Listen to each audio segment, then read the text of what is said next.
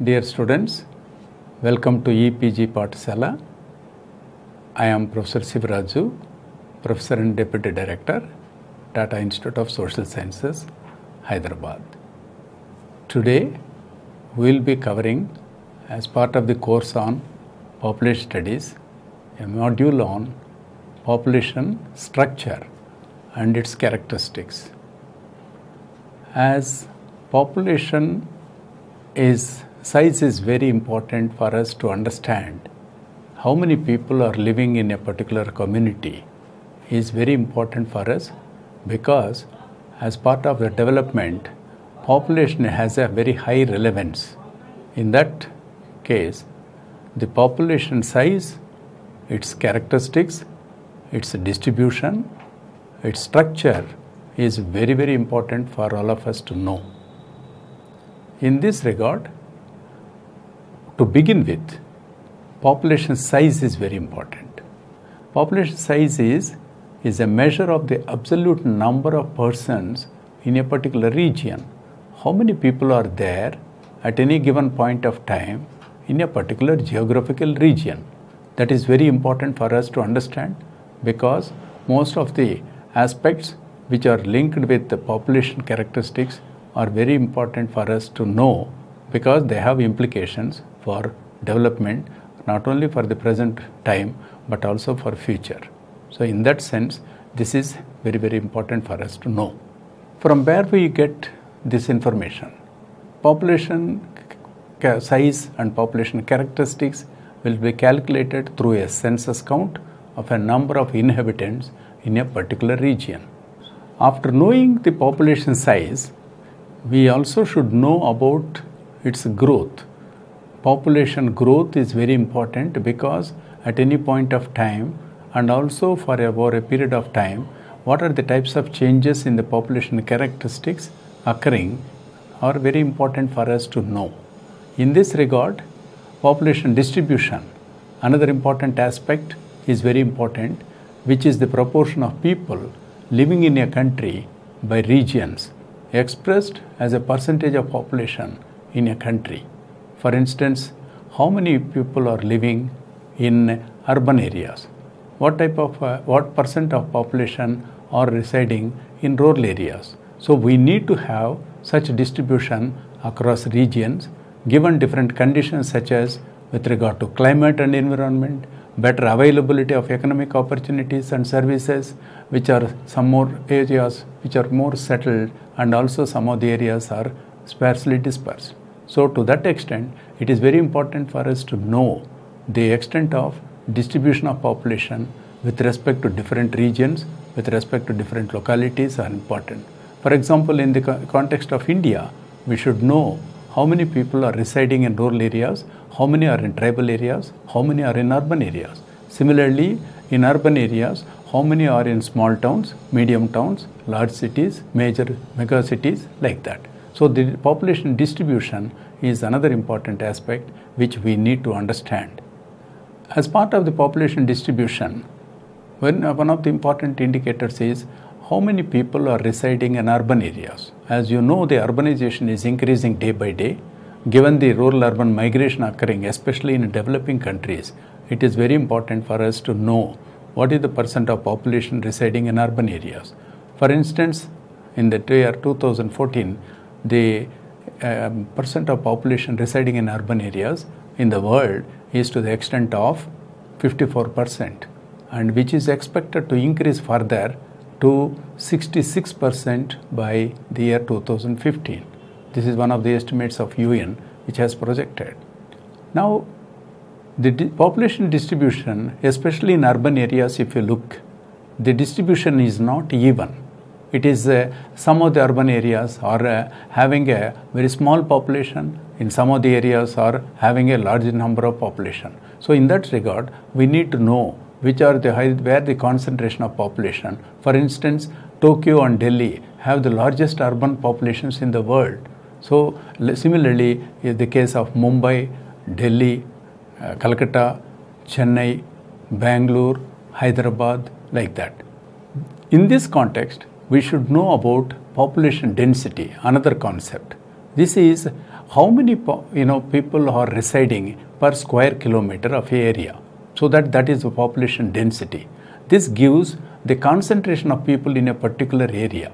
So for that, we will come to know what is the resources that have to be provided, what type of infrastructure facilities, civic communities and public communities that has to be addressed for these people. So that's why population density is another indicator of population characteristics which we need to understand. So population density is not even across different countries. Some of the countries are having a population density very low, some of the countries have a population density very high. So you will come to see the pictures in which the number of people occupying per square kilometer in different countries is depicted. For instance, a country like Senegal in West Africa, the population density is to the extent of 79 in 2015. Similarly, in the case of Bhutan, in South Asian region, the population density is as low as 20 in 2015. One important thing which we need to understand is the growth of population. We have to admit that growth of population is not static. It is a very dynamic. It changes over a period of time. That's why the rate of growth of population is very important for us to understand.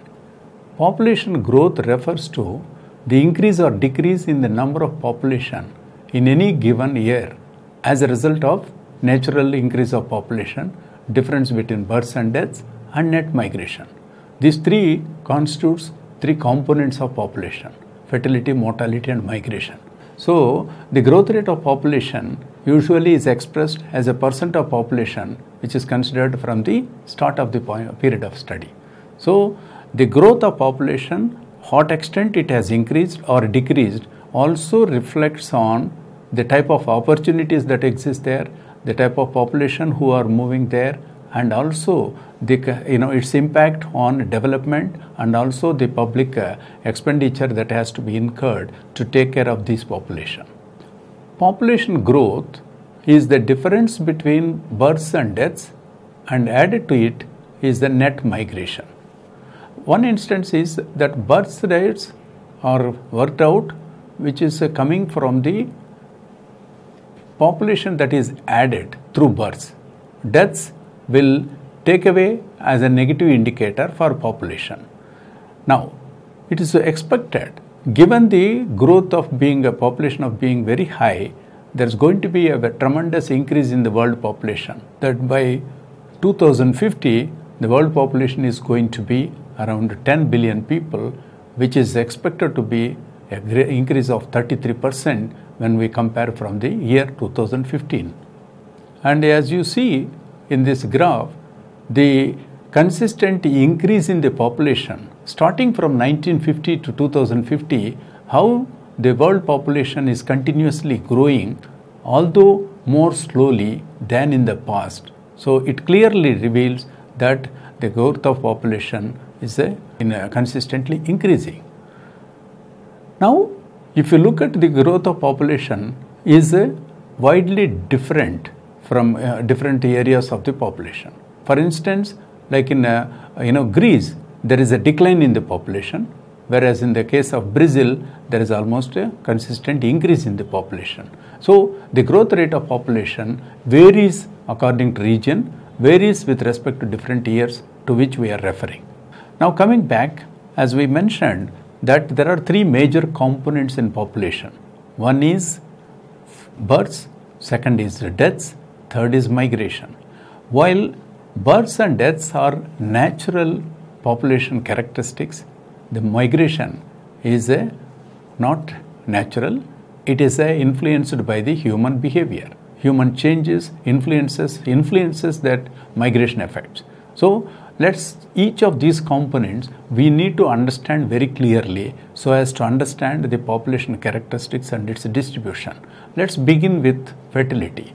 How the fertility, which is dealing with the study of births, the component, one of the important aspects which has a relevance, especially in developing countries, being very high, we need to understand the fertility. Now, there are different measurements for fertility, like a crude birth rate, total fertility rate, which all will depict what are the levels of replacement in the population, and also sex ratio between men and women, how these rates are very important for us to understand. Because if you want to compare different regions in terms of the fertility changes or population characteristics, we need to understand what are the rates through which we have to measure. That is why a set of measurements are already there to understand what is the extent of the contribution made by fertility to the overall population growth. For instance, in fertility, as we saw, as we informed, that crude birth rate is one of the important measures. Birth rate refers to the number of births per thousand total population of any particular region, which is measured annually. So that is very important because it is often referred to as crude birth rate, as it does not take into account the age structure of the population. That's why it is called a crude birth rate. However, it is a single measure that provides a standardized rate for comparing across different countries of the world. For instance, if you look at different countries, for example, Cambodia, per thousand population, the number of births refers to 25.7. Whereas in the case of Switzerland, it is as low as 10.4. Ethiopia, very high to the extent of 33.3. Germany, again, as very low to the extent of 8.5. United Kingdom, it has only 12.2. Whereas India, as a moderate way, it is to the extent of 20.2. So birth rate is very important for us to understand, especially to compare different regions of the country, different regions of the world, all these things. Now another measure of fertility measure is the total fertility rate, which in a short form it's called TFR.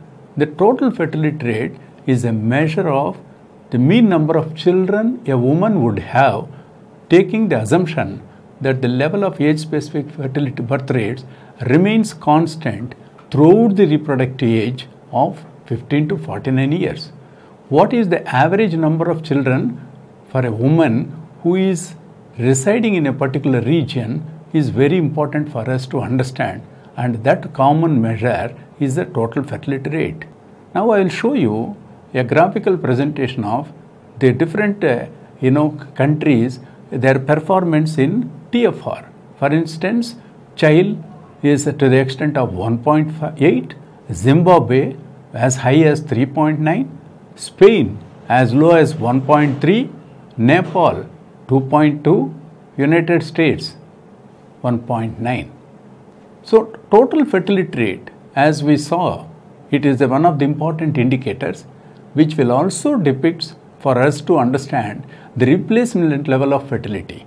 In the sense, it refers to the mean number of surviving births per woman necessary to maintain the size of the population without considering migration. That is why it is called a replacement level of fertility, because it is usually 2.1 on an average births per woman, that is TFR 2.1 is very, very important for us to understand. When there are less than 1.3 surviving births per woman, the fertility level is described as lowest low. And as we mentioned, that 2.1 births per woman is defined as a replacement level fertility. Less than 1.3 births per woman is denoted as lowest low fertility in most of these countries, especially in developed countries which are experiencing very high demographic transition. This lowest low fertility is one of the characteristics in these regions. Coming back to India, where do we stand in terms of these population characteristics, especially for instance in total fertility rate? Total fertility rate in India is 2.4 in 2014, and it is above replacement level. For instance, country as a whole, total fertility rate is still not, we are not completed that process of obtaining only 2.1. So we are still way behind because our total fertility rate is 2.4. One important thing which we need to understand is that though the total fertility rate is relatively higher when we talk about replacement level for a country, India as a whole, which is above the below replacement level, but there is a huge variations that are there across different states. Some states have successfully achieved this replacement level, while some of the other states are yet to achieve. For instance, In Andhra Pradesh, if you look at the total fertility rate is as low as 1.8 compared to a state like Rajasthan where it is as high as 2.8. And Tamil Nadu, for instance, it is very low to the extent of 1.7. So what we understand from this is that given the wide variations across the different states, we need to know that population characteristics widely differs in each of these states. Now coming to another indicator is the sex ratio. Sex ratio is a measure of the number of females for every 1,000 males in a given population at a particular point of time, and therefore it clearly indicates the deficit or excess between them. As we know very well that there should be an optimum balance between men and women in the society, and that is clearly depicted through a rate called sex ratio. So sex ratio is very important. For example, it is also expressed the number of males per 1,000 for every 100 females also. So this is one of the important indicators to understand the gender balance in our society.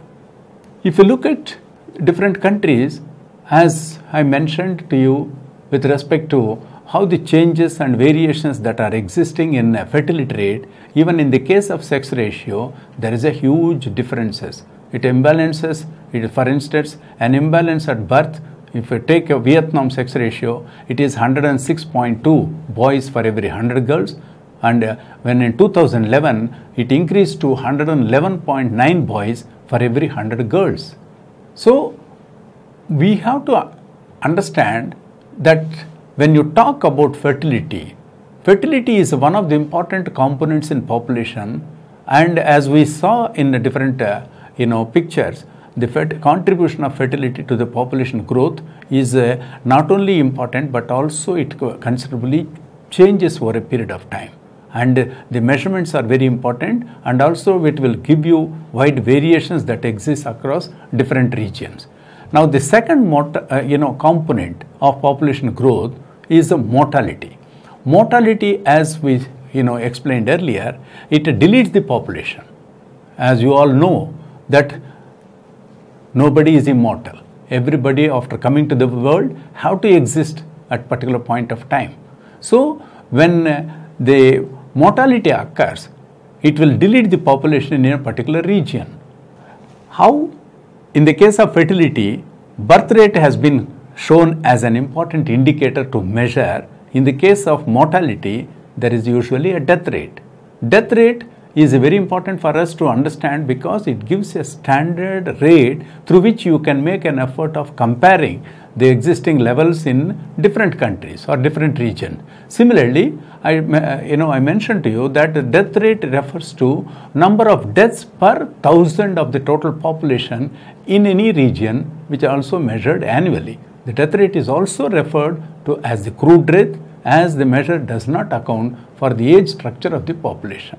So in that context, the death rate per 1,000 population, how it varies across different regions, also it has not only implication for population, but also it has an implication for development and the various other resources in that particular region.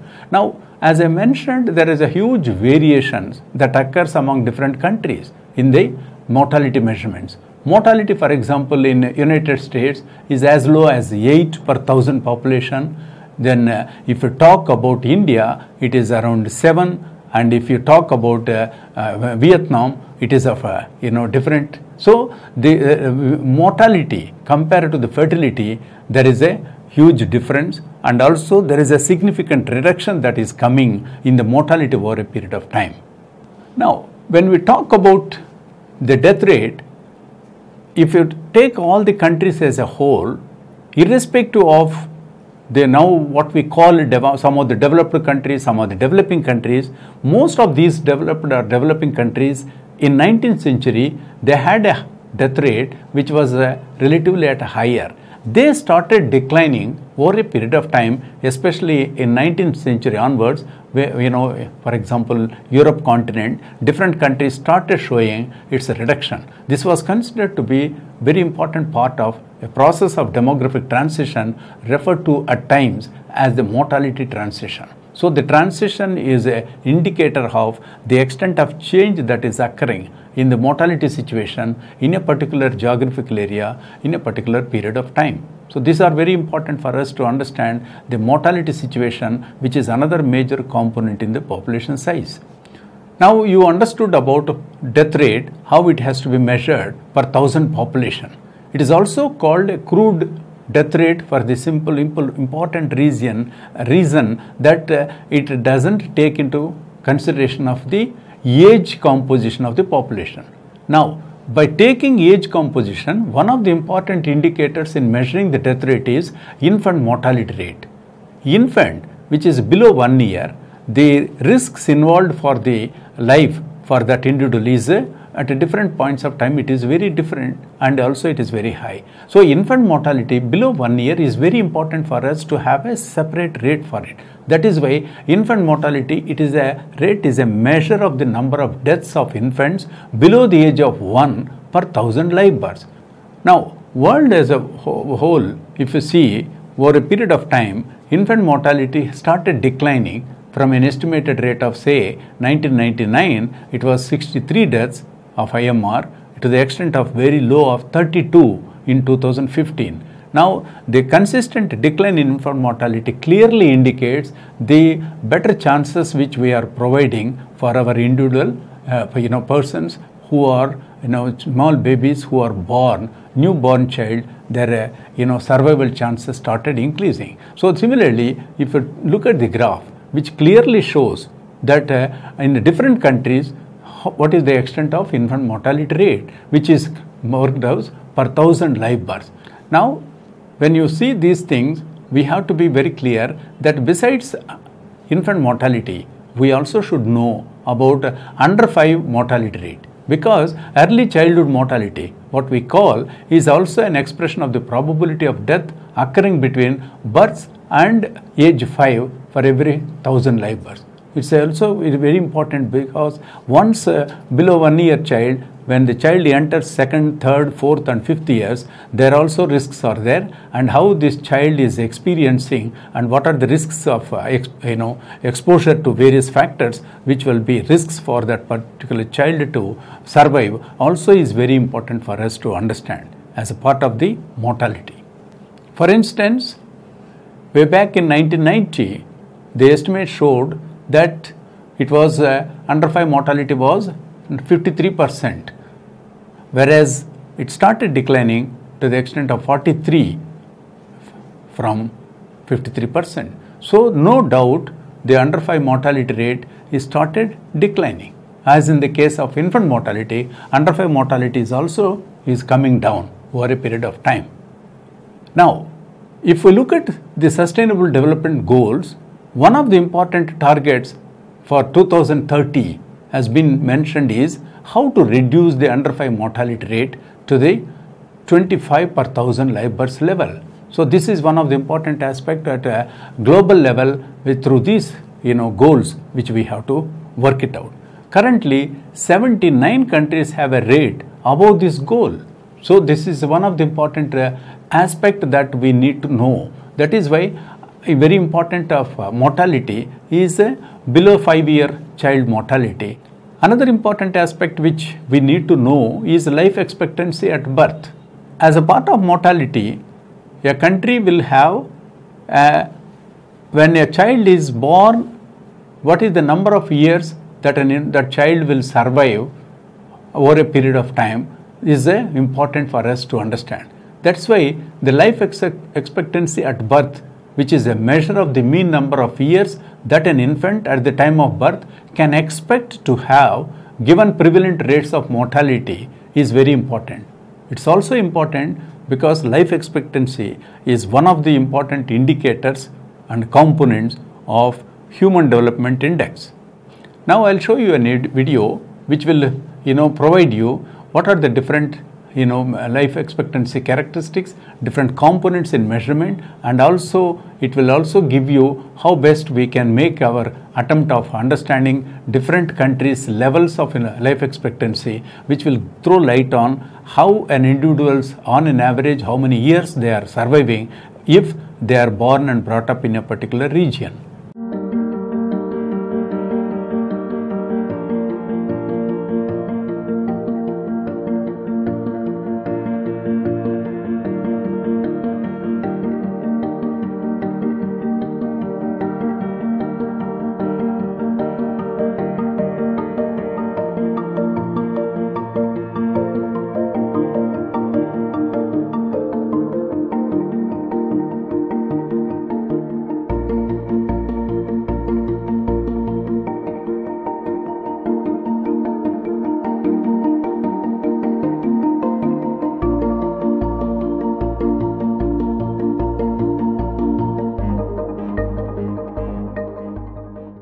Now, if you look at different regions, there is a significant reduction of mortality risks, especially in a continent like Africa, which has clearly provided there is a substantial gain in the life expectancy in the African continent, where it increased by 6 years in the 2000s when compared to its increase only about 2 years in the previous decade. That is very important that some of these countries are performing in showing higher levels of life expectancy over a period of time. But although these gains are in life expectancy were most in African continent, please bear in mind that the figure remains the lowest at 60 years even in 2010 to 2015. The other component which we need to understand as part of population structure and characteristics is about the changes in the population, its age structure, its population aging and age dependence ratios. These are some of the components of population changes which we need to understand as part of the module. Coming back to age sex structure, this is very important for us to understand because it refers to share of males and females per age category of population. For example, as we saw, the type of patterns of fertility, mortality and migration, they are cumulatively affecting the age sex structure of the population after a period of time, and also it depicts through a population pyramid which you can see. We also should know what is the median age of the population, which refers to division of population by age into two groups that are equal in number and on either end of which the population is either younger than this age or older than this. That's why it is called a median age, because it gives the proportion of population below that particular number and above that particular number, which is very important for us to understand. For instance, median age, if you look at the Latin America country, had 27, which has increased to 41. Similarly, in Africa, which was very low to the extent of 19 years, is expected 25. In Europe, which was very high of 40, is going to increase further to 46.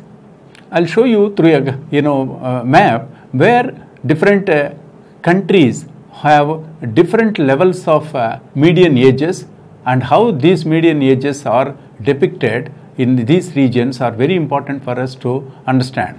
For instance, Africa in 2015, Angola is to the extent of 16.1 and Botswana to 24.2, Niger is 14.8, Morocco is 28.0. That's why it varies within the different continents also. Another important aspect which we need to know when there is a demographic transition occurs, when age composition, sex composition changes over a period of time, one of the important aspects which occurs is population aging.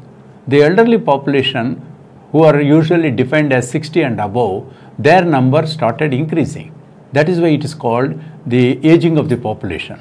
So the aging of the population, which refers to the process by which the median age of the population shifts upwards as the share of children and adolescents decrease in a population, in contrast to share of adults and elderly that increases in that population pyramid. This process occurs when there is a decline in the fertility rates, just as life expectancy is stable or increases at older age groups.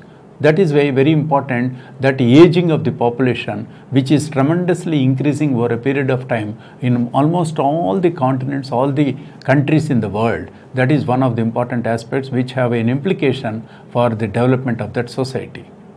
What is the share of older people in the world population? The share of the elderly of 60 above years is consistently it is increasing the total population. For instance, way back in 1950, the percent of elderly population was only 8%, whereas it is expected to increase to 21% by 2050. So that means aging is the population is here to stay, and it's going to continuously increase over a period of time. I'll show you how population aging is even more pronounced when different countries are taken into consideration, which has a tremendous influence on development and other resources which we have to share. So that is why population, though life expectancy is increasing, which is one of the indicators of development, and when individuals are surviving for more and more years of life, one is very important that it is a positive indicator of development. But at the same time, this elderly population, we need to provide them proper resources and proper quality of life indicators. Otherwise, they will experience a lot of issues related to their quality of life. So that is why aging is one of the important aspects as a part of demographic transition, which we all have to know. Another important indicator which we need to know is age dependence ratio. As you all know that there is a group of adults who will usually be productive and who will be contributing for the development, and children and the elderly people who are supposed to be the vulnerable and they are supposed to be the dependents. That's why we need to know that how many people are taken care of by how many people. That is why it is called a dependency ratio. The ratio between how many are caregivers and how many are to be care receivers. The total dependency ratio refers to ratio of young and old persons to the working age persons of those between 15 to 64 years of age approximately. I'll give you the different measurements like a total dependence ratio, which indicates in the numerator total number of dependents per 100 working age person. In that, again, child dependence ratio, if we talk number of children per 100 working age population, then old age dependence ratio, how many elderly population are there out of 100 working age persons.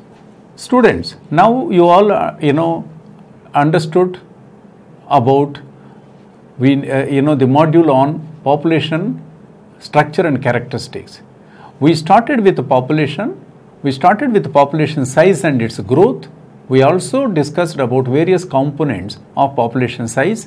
For instance, fertility, mortality, migration, how each of these components are to be measured and what type of measurements you have to use, and how it varies these indicators when you calculate different births, deaths, and also the population growth, and also density, which is very important, and age sex composition, which is depicted through age population pyramid. That is also another important aspect. Life expectancy, which is an important indicator of human development index, you have observed. Similarly, when we talk about the dependence ratio, whether how many children are dependents on working age, how many elderly people are depending on these things, they are all very important for understanding properly the population structure and its characteristics in a particular society and during a particular year of our reference. With this, we conclude the module on population structure and characteristics of the population.